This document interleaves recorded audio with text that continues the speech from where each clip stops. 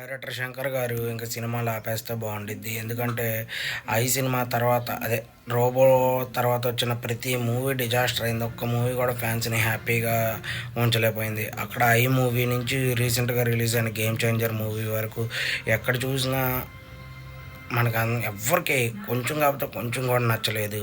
ఒక్క మూవీ కూడా హిట్ కాలేదు. కానీ అన్నీ పాన్ ఇండియా మూవీ, భారీ బడ్జెట్ మూవీలో తీశారు శంకర్ గారు. అయితే రీసెంట్‌గా రిలీజ్ అయిన 'గేమ్ చేంజర్‌లో' కూడా మనం అదే చూసాం. రామ్ చరణ్ గారికి అప్పుడు మంచి హిట్ వచ్చిద్దని చాలామంది ఎంతో ఆశగా ఎదురుచూస్తే వాళ్ళందరి ఆశలు అరియాసలు అయిపోయినాయి. ఇలాంటి టైంలో ఇంకా 2 మూవీస్ చేస్తారంట శంకర్ గారు.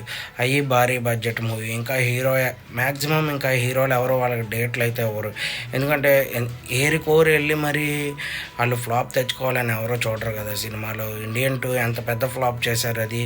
మరి కమల్ హాసన్ గారు ఇంకా ఆ సినిమాతో ఇంకా తీరు ఇంకా 'ఇండియన్ 3' అని కూడా చెప్పారు చివరిలో.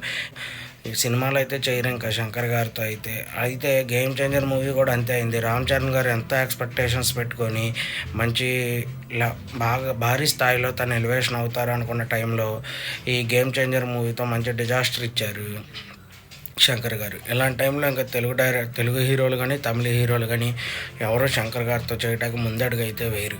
ఎందుకంటే 1 కాదు, 2 కాదు, వరుసగా 4, 5 ఫిల్మ్‌ల నుంచి ఫ్లాప్‌లు ఎదుర్కొంటున్న శంకర్ గారు ఈ టైంలో మూవీస్ ఆపేస్తేనే కొన్నాళ్ళు కరెక్ట్.